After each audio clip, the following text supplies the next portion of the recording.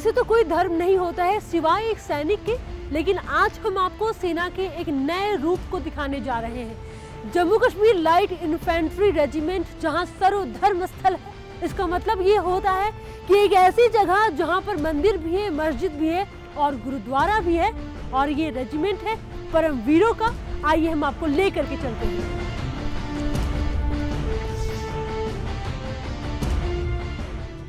जैकलाई के हम वीर जवान, 2 राइफल है हमारा निशान, मजहब हमारा है सैनिक, हिंदू सिख ना मुसलमान, बलिदानम वीर लक्ष्मण, बलिदानम वीर लक्ष्मण। वॉलंटियर बन के लड़ाई लड़े थे सिविल बेस में, मलेशिया तब से फिर आए हम जैकलाई के इस बेस में।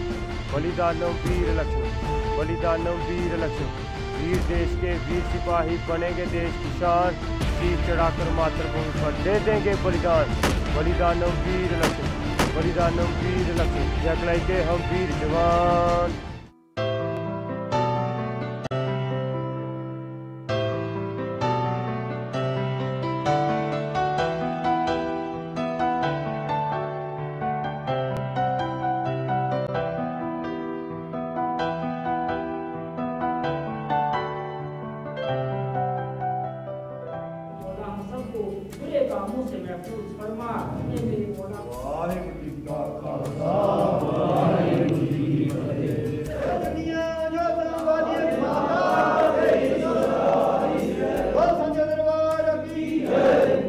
कभी भी मंगलवार को नॉनवेज नहीं बनाया जाता है क्योंकि डोगरी नहीं खाते हैं। रमजान के समय में सारे ऑफिसर रोजी रखते हैं। दुर्गा पूजा के समय अगर पंडित जी छुट्टी पर होते हैं तो मौलवी साहब आरती कराते हैं, और दीपावली के समय जितने भी मुसलमान जवान हैं वो सारे अपने हिंदू साथियों को छुट्टी पर भेज देते हैं ताकि वो दीपावली अपने घर पर मना सके।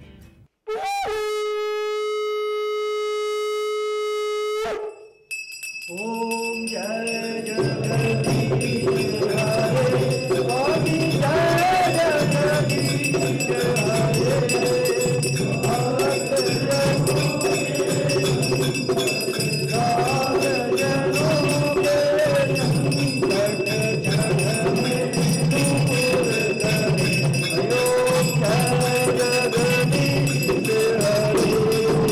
मेरे फादर इंडियन आर्मी में थे, जैकलाई रेजिमेंट सेंटर में।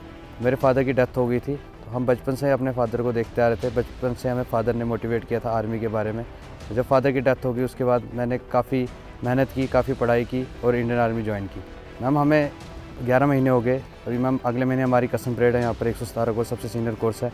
हमने मैम काफ़ी कुछ सीखा यहाँ से। हम सिविल से आते हैं, हमें कुछ नहीं पता होता इंडियन आर्मी के बारे में। यहाँ पर हमें डिसिप्लिन सिखाया जाता है, हर एक चीज़ का, उठने का, खाने पीने का तरीका, बड़ों से बात करने का तरीका, सब कुछ सिखाया जाता है।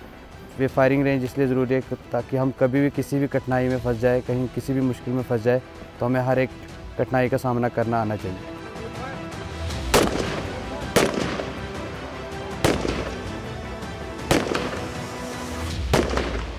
जैकलाई रेजिमेंट सबसे अलग है।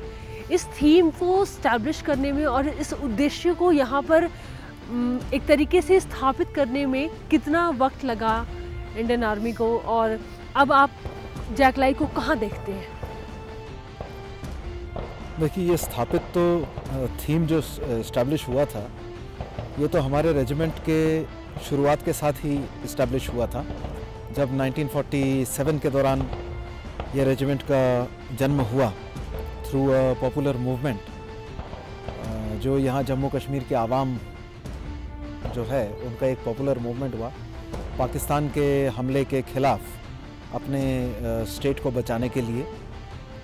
और इसके अंदर जब उस समय जैक मिलिशिया के नाम से जब एक्शन हुआ तो इंडियन आर्मी के साथ पूरा ही सपोर्ट और हर एक ऑपरेशन के अंदर रहे। उस समय ही हमारे जो क्रेडेंशियल्स थे वो बहुत ही सेक्युलर और धर्मनिरपेक्ष थे, और वहीं से हम इस MMG का जो इथॉस है, एक सेक्युलर इथॉस है, इसका उत्पत्ति को हम वहीं से मानते हैं। आज की डेट में अगर हम देखें तो जिस प्रकार से सेपरेटिस्ट एजेंडा और तरह तरह के फ़र्क डालने वाले एजेंडास J&K के अंदर हमको दिखाई देते हैं, उसके अंदर एक ये स्टेटमेंट बन जाता है जब हम जैकलाई के अंदर इस चीज़ को देखते हैं कि अभी भी आवाम जो है, जनरली आवाम इस बात को जो हमारे हिंदुस्तान का एथोस है उस चीज़ को सपोर्ट करता है। और उसका सबूत ये है कि इतने सारे असर और इन्फ्लुएंसेस होने के बावजूद भी बढ़ चढ़ कर हर रिक्रूटमेंट रैली में यहाँ वैली और पूरे JNK स्टेट से जवान लड़के जो है यहाँ भर्ती होने के लिए आते हैं।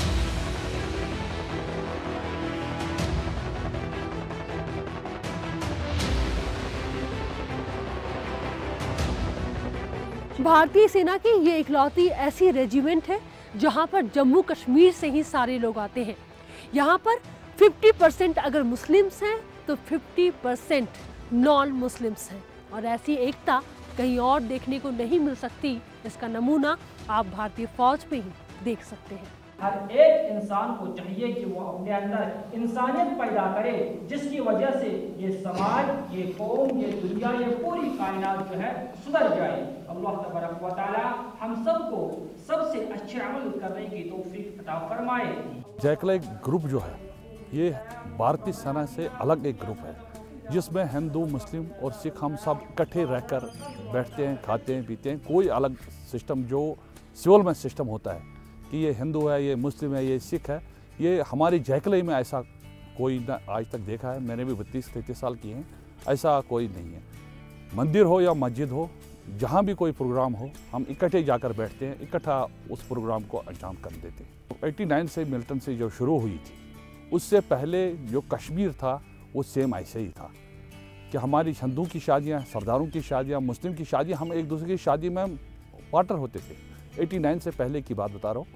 और 89 के बाद जब ये हुआ तब पता चला कि ये हिंदू है, ये सिख है, ये है, ये मतलब अभी तक हमारे दिमाग में ये बात नहीं है। जो न्यू जनरेशन है उनके दिमाग में ऐसी बात कभी कभी आती है।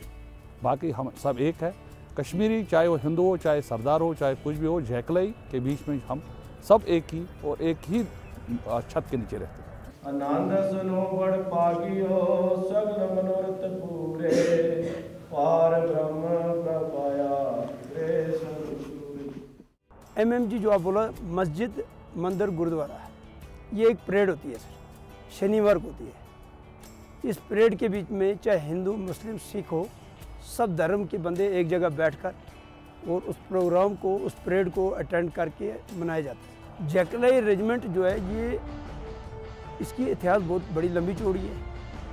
और पहले ये ओनली फॉर JNK में रहती थी, जबकि मलेशिया थी। और मलेशिया से जब इन्होंने अच्छा काम किया और बड़ी अच्छी तरक्की की, अच्छा व्यवहार किया, अच्छा ड्यूटी किया, हर मतलब डिस्ट्रिक्ट में जाके इन्होंने अच्छे काम किया, उसके बाद इसको जाके मलेशिया से JAK LI regiment, Jammu and Kashmir light infantry regiment centre बना, जिसमें से हमारा सेंटर पहले हफ्तेनार में था और अभी उसके बाद ओल्ड एयरपोर्ट में है। तब इसमें जो है काफ़ी सारे लोगों ने ज्वाइन करना शुरू किया और भर्ती हुई और आगे यूनिटें बढ़ती गई। पहले 4 यूनिट थी, फिर 6 होगी, फिर 10 होगी, अभी 17 यूनिट होगी।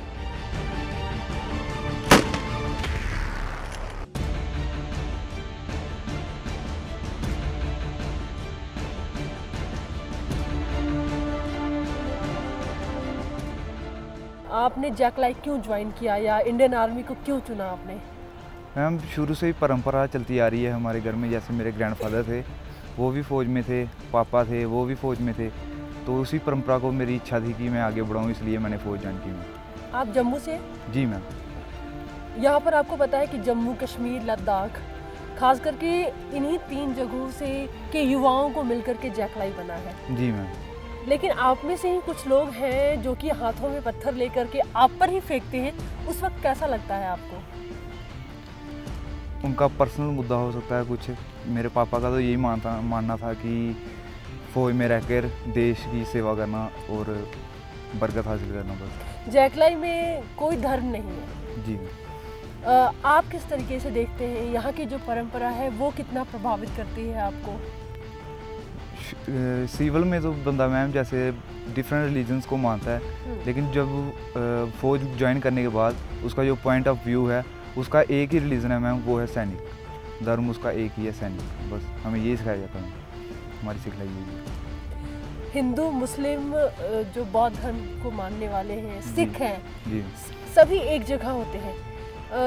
क्या इससे पहले आप इतना लोगों से घुलते मिलते थे या फिर जैकलाई में आने के बाद ऐसा हुआ? नहीं मैम, हमारी जो ट्रेनिंग है वो यही सिखाती है हमें कि हिंदू सिख मुस्लिम ये कुछ नहीं है, बस हम आपस में भाई हैं और हमें एकजुट होकर काम करना है। जो आपका जो रेजिमेंटल सॉन्ग है, जी 2 लाइन गुनगुनाएंगे या फिर हमें वो उन लाइनों को, जिन लाइनों को आप दोहराते हैं? जी मैम, जी। जैकलाई के हम वीर जवान, 2 राइफल है हमारा निशान, मजहब हमारा है सैनिक, हिंदू सिख ना मुसलमान, बलिदानम वीर लक्ष्मणम, बलिदानम वीर लक्ष्मणम।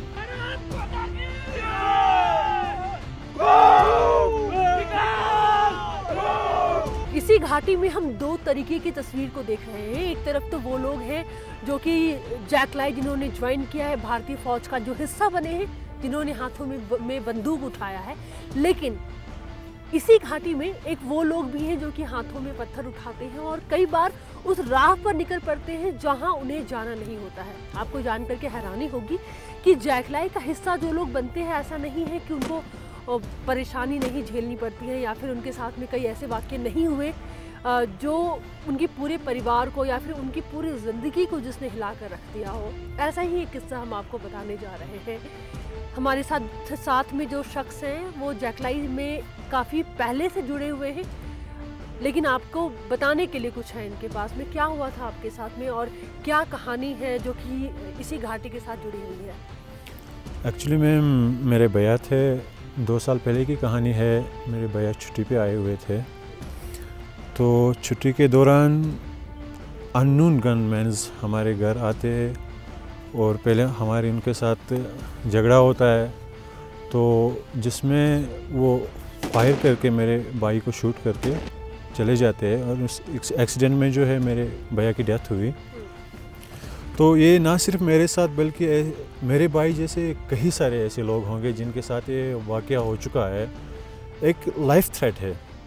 हम जैसा कि आप जानते हो, ओपनली हम स्पीचलेस होते हैं, हम कुछ कर नहीं पाते हैं। तो जब मेरे जैसे लोग छुट्टी जाते हैं, घर भी नहीं जा पाते, और अगर घर जाते हैं तो यही दिमाग में रहता है कि यार मेरे साथ कुछ ऐसा वैसा ना हो, मुझे कोई ना मारे। तो एक डर सा पैदा रहता है हमारे दिमाग में कि हमारे साथ वो सब कुछ ना हो जो हमारे भाइयों के साथ हुआ है। राइफलमैन औरंगजेब भी जैकलाई के ही थे। जैसे कि आप औरंगजेब देख सकते हो, इसी पे हमारे मतलब साउथ साइड के हैं, नॉर्थ साइड में पूरी वादी में अगर आप देखोगे तो ऐसे बहुत सारे इंसिडेंट्स पेश आए हैं पिछले 1-2 साल से, जहाँ पे हमारे जो जवान अपने छुट्टी के दौरान घर में मारे गए, और वो भी निहत्ते। एक तो होता है कि अगर आप बैटलफील्ड में आमने सामने की लड़ाई लड़ रहे हो, वहाँ पे आप शहीद होते तो कोई प्रॉब्लम नहीं है, वी फील प्राउड कि हाँ हमारे जो है सिपाही अपने देश के लिए कुर्बान हो रहे, शहीद हो रहे। बट अगर आपके घर में कोई आता है, आप निहत्ते हो, अनआर्मड हो, आपके पास कोई वेपन नहीं है, आपके पास डिफेंस करने के लिए कुछ नहीं है, और आपके पास लोग आते हैं 2, 3, 4 के क्वांटिटी में गनमैन आते हैं, वो आपको मारते पीटते, आपको मारते, आपका गला काट के जाते हैं। ये बहुत पेनफुल है, क्योंकि हाँ बैटलफील्ड में चाहे कुछ भी हो जाए उससे कोई प्रॉब्लम नहीं, लेकिन हमारे साथ ऐसा होता है कि हम छुट्टी भी जाए तब भी हमारे लाइफ थ्रेट रहता है। लेकिन इतना सब कुछ हो रहा है, फिर भी आपके भाई के साथ भी ऐसा हुआ, फिर भी आप फौज में आ गए, क्या वजह है इसके पीछे? मैम, जब हम अपना ट्रेनिंग पीरियड जो है कंप्लीट करते हैं, जिसको हम POP या पासिंग आउट परेड कहते हैं, तो पासिंग आउट परेड के दौरान हम एक शपथ लेते हैं कि हम अपने देश के प्रति वफादार रहेंगे, हम कभी गद्दारी नहीं करेंगे, हम देश के लिए अपने आखिरी दम, अपने आखिरी सांस तक लड़ेंगे।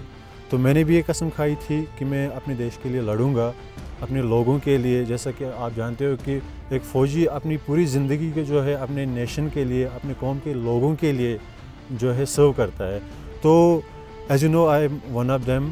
तो मेरा यही मानना है कि मैंने ये वर्दी जो अपने छाती पे लगाई है, मैं इसके साथ पूरी वफादारी करूंगा। बहुत बहुत शुक्रिया हमसे बात करने के लिए।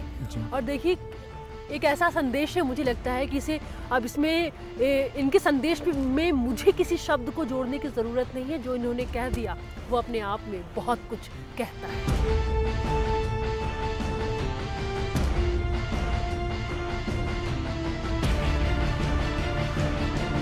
इस बार भर्ती के दौरान जो अटेंडेंस था वो काफ़ी हाई था जी।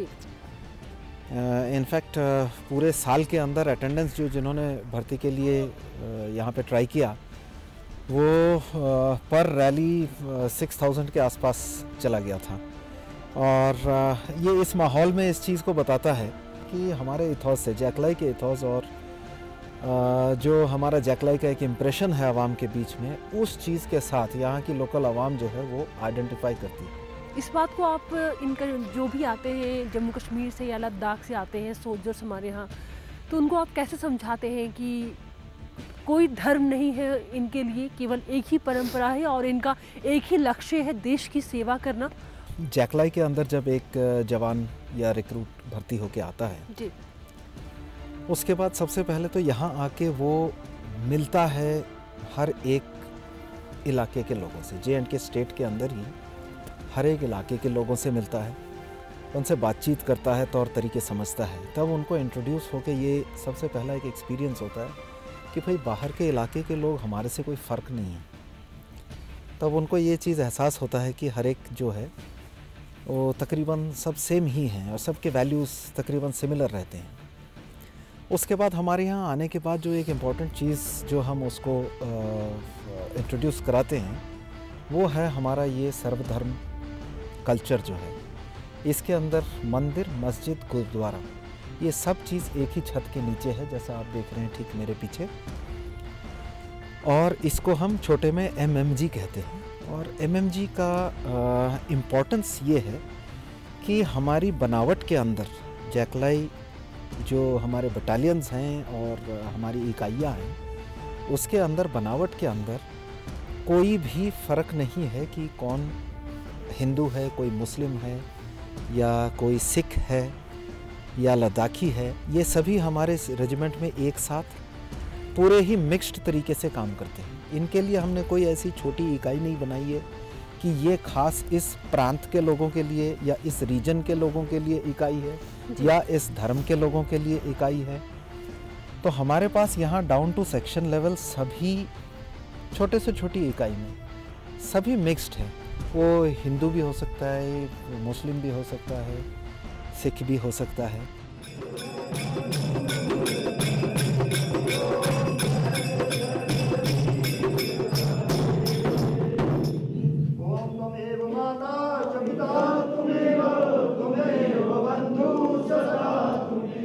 बहुत अच्छा लगा यहाँ पे कोई सभी हिंदू, मुस्लिम, सिख, ईसाई सभी एक, ऐसा कोई धर्म में भेदभाव नहीं है, सभी इकट्ठा होकर रहते हैं और हमारा धर्म सैनिक है। मैं जब मैं छोटा था, अकेडमी में पढ़ता था, तो मैं इंडियन आर्मी को देखता था, मेरे को अच्छा लगता था। तो उसके बाद मैंने सोचा कि मैं भी इंडियन आर्मी ज्वाइन करूँगा। और जब कश्मीर में बाढ़ आई तो इंडियन आर्मी में बहुत हेल्प की लोगों की, तो तब से मेरे को और ही अच्छा लगा और मैंने इंडियन आर्मी ज्वाइन किया।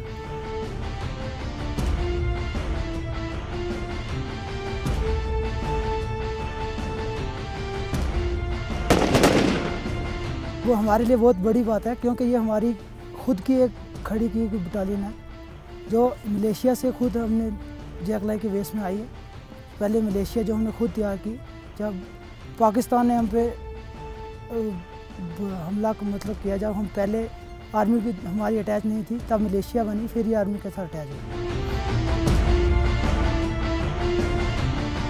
जब हम छोटे होते बचपन में हम देखते थे आर्मी वालों को, उनको देख के हमें अच्छा लगता था। और हम जब छोटे बचपन से सन 2004 में उड़ी में अर्थक्वेक आए थे, काफ़ी लोग उधर फंसे हुए थे, आर्मी वालों ने उनको बचाया, उनको खाना वगैरह प्रोवाइड किया, काफ़ी सारी फैसिलिटी दी। उससे मैं और भी मोटिवेट हुआ। मेरे फादर साहब भी फौज में हैं, तो मैंने भी इसलिए मोटिवेट होकर फौज ज्वाइन की। लगभग 1 महीना ट्रेनिंग हमारी रह गई है इधर। उसके बाद हम जुनून में जाएंगे, पास आउट होकर अच्छी ट्रेनिंग प्राप्त करके हम अपने देश की अच्छे से सेवा करेंगे। जिस प्रकार के एनवायरनमेंट में ये पलते बढ़ते हैं और जिस प्रकार के सिक्योरिटी एनवायरनमेंट में हालात में जम्मू एंड कश्मीर की रियासत जो गुज़र रही है, उसका एक ख़ास प्रेशर ज़रूर पड़ता है हमारे रिक्रूट पे, जवानों पे। मगर इन प्रेशर के बावजूद भी ये प्रेशर ऐसा नहीं है कि आज ही सबसे ज़्यादा हुआ है। इस प्रकार के प्रेशर जब से जैकलाई खड़ी हुई है तब से है। और ये मिलिटेंसी का दौर तो तकरीबन 1989 के बाद से और काफ़ी ज़ोर शोर से दबाव रहा है। उस दबाव के अंदर भी हमारे जवानों ने ये जो उसूल है, जो जैकलाई के जो उसूल हैं जिस पर हमारी रेजिमेंट चलती है, उसको नहीं छोड़ा। उसके बावजूद भी हमारे यहाँ भर्ती होने के लिए बच्चे आते रहे। हमारे जवान हर काउंटर इंसर्जेंसी ऑपरेशन में भी और हर दुश्मन के खिलाफ जंग में एक अच्छा मिसाल पेश करते रहे। इसको हैंडल करने के लिए इनके अंदर एक चीज़ है कि जब इन लोग को बाहर आने के बाद, अपने इलाकों से बाहर आते हैं और जब ये देखते हैं कि बाकी जम्मू एंड कश्मीर के इलाके में बाकी जहाँ से डोगरे आते हैं, जहाँ से बाकी जम्मू के लोग आते हैं, जहाँ से लद्दाखी आते हैं, जब इन सब से मिल के और इलाकों को देखते हैं तब उनको बात समझ में आता है कि जो एक छोटे से दायरे के अंदर सेपरेटिस्ट का प्रोपागेंडा चलता है या मिलिटेंट्स का प्रोपागेंडा चलता है, उसके अंदर कितनी सच्चाई है या कितना दम है। जब वो चारों तरफ के इलाके घूमते हैं उनको ये चीज़ क्लियर हो जाता है।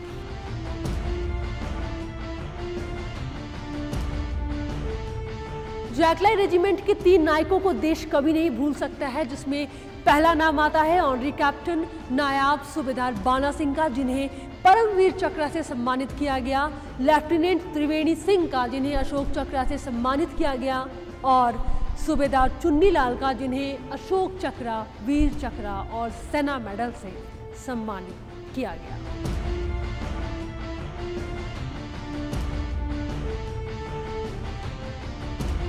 जैकलाई रेजिमेंट एक परमवीर चक्र और 2 अशोक चक्र से नवाजा गया है। त्रिवेणी सिंह हॉल, लेफ्टिनेंट त्रिवेणी सिंह जो कि 5 जैकलाई से संबंध रखते हैं, उनके लिए नेम किया गया है। इसका इनॉग्रेशन उनके पिताजी कैप्टन जनमेज सिंह ने किया था, उनको अशोक चक्र की प्राप्ति पे। लेफ्टिनेंट त्रिवेणी सिंह जिनके ऊपर ये हॉल आधारित है, 5 जैकलाई से संबंध रखते हैं। इन्होंने औपरक्षक में जम्मू में जब मिलिटेंट अटैक हुआ था तब अपनी जान की परवाह ना करते हुए स्टेशन पे जितने भी सिविलियंस थे उनको बचाते हुए सर्वोच्च बलिदान दिया। नायब सूबेदार चुन्नी लाल जो कि 8 जैकलाई से संबंध रखते हैं, इंडियन आर्मी के सबसे डेकोरेटेड सोल्जर हैं। इन्होंने अशोक चक्र, वीर चक्र और सेना मेडल से सम्मानित किया गया है। इस रेजिमेंट का जिक्र जब भी आएगा, परमवीर चक्र से सम्मानित सूबेदार बाना सिंह को ज़रूर याद किया जाएगा, जिन्होंने देश के लिए वो कर दिया जो इतना आसान नहीं था। मेरे साथ इस वक्त सूबेदार जगदीश चंद्र हैं। इनसे हम इसलिए बात कर रहे हैं, आपसे इसलिए मिलवा रहे हैं क्योंकि साहब ने बाना सिंह के साथ काफ़ी लंबा वक्त बिताया है। साहब कहाँ कहाँ रहे हो आप? मैं बाना साहब के साथ अरुणाचल प्रदेश, असम और अंडमान निकोबार में भी साहब के साथ काम किया है। जब मैं आया था तब साहब सूबेदार एडजुटेंट की ड्यूटी कर रहे थे, उसके बाद सूबेदार मेजर की ड्यूटी की, उसके बाद साहब सेंटर में पोस्टेड आ गए थे। साहब ऑपरेशन मेघदूत 1987 के बीच ये दुश्मन की एक कायद पोस्ट थी जो कि हमारे एरिया को बहुत ही डोमिनेट करती थी, जहाँ से हमारा आना जाना और हमारा जो मैन पावर या एडमिनिस्ट्रेशन करना बहुत ही मुश्किल था। वो पोस्ट हमारे को लेना बहुत ही ज़रूरी थी। ये 21,000 फीट के ऊपर हाइट में थी और पहला ऑपरेशन जो है लेफ्टिनेंट राजीव पांडे साहब की अध्यक्षता में 1/9 की पेट्रोल को निकाला गया, जो कि उस समय कामयाब नहीं हो पाई। दूसरी पेट्रोल जो है वो मेजर बरिंद्रा सिंह साहब जो कि बाद में ब्रिगेडियर रैंक से रिटायर हुए, उनकी अध्यक्षता में निकाली गई। उन्होंने वहाँ पोस्ट के ऊपर रोप बांधे मगर वो भी कामयाब नहीं हुए। तीसरा ऑपरेशन जो है वो जून में नायब सूबेदार बाना सिंह साहब के साथ लॉन्च किया गया। वहाँ पर जो है उनकी पोस्ट को बर्बाद किया और वो जो पोस्ट जो है हमने कैप्चर की। ये एक बहुत ही बड़ा कार्य था। बिल्कुल कार्य था और यही वजह है कि सियाचिन ग्लेशियर, जहाँ पर तापमान सोच लीजिए कि -35 -40 इस समय भी होगा, और उस ग्लेशियर में उस जगह पर बाना सिंह ने उस पोस्ट को कैप्चर किया। और सबसे अहम वो पोस्ट इसलिए भी है पाकिस्तान के लिए, क्योंकि आपकी जानकारी के लिए बता दें कि वो पोस्ट काफ़ी ऊंचाई पर है, इसलिए पाकिस्तान चाहता था हमेशा से, और आज भी पाकिस्तान की नज़र रहती है कि अगर वो पोस्ट हाथ में आ जाए तो शायद हम पर नज़र रखना आसान हो जाए। लेकिन बाना सिंह ने सारे इरादों पर पानी फेर दिया, इसलिए आज भी हम उस पोस्ट को बाना सिंह पोस्ट के नाम से जानते हैं। साहब, एक और ख़ास बात है आपसे बात करने के पीछे, आपके पिता भी सम्मानित हैं, उनके बारे में हमें बताइए, और क्या उनको देख करके आपको लगा कि आपको फ़ौज में आना चाहिए? जी मैम, मैं जो ऑपरेशन मेघदूत के बाद 1987 में ही सितंबर में दुश्मन ने दोबारा उस पोस्ट को लेने के लिए बहुत यत्न किए। उसमें मेरे पिताजी भी नायब सदर लेखराज, जो वो उसी पोस्ट जो बिरला फोंडला पोस्ट थी वहाँ पे थे। उन्होंने दुश्मन की जो काउंटर अटैक था उसको 3 दिन तक विफल किया। उसके बाद दुश्मन की एक मिसाइल से पिताजी ने भी अपना जो जीवन था वो बलिदान वहाँ पर दिया। उसके बाद मैं भी 6 साल के बाद उसी रेजिमेंट में दोबारा ज्वाइन किया। मतलब पिता ने वहाँ पर अपनी जान दे दी देश के लिए, वो शहीद हो गए। और देखिए उसी सियाचिन में, और 8 जैकलाई से थे इनके पिता, और सूबेदार लेखराज। और जनाब, बहुत अच्छा लगा आपसे बात करके। बताइए, बाना सिंह के साथ आप काम कर चुके हैं, आपके पिता ने हमारे देश के लिए वो किया जिससे कि आपके पिता को भी हम सब याद करते हैं, और उम्मीद करते ये हैं कि आगे आपका जो भविष्य है वो और उज्जवल हो, और आप जो हमारे देश के लिए कर रहे हैं उसके लिए तो सर जनाब आपको सलाम एक बनता है। Thank you. आपसे बात करने।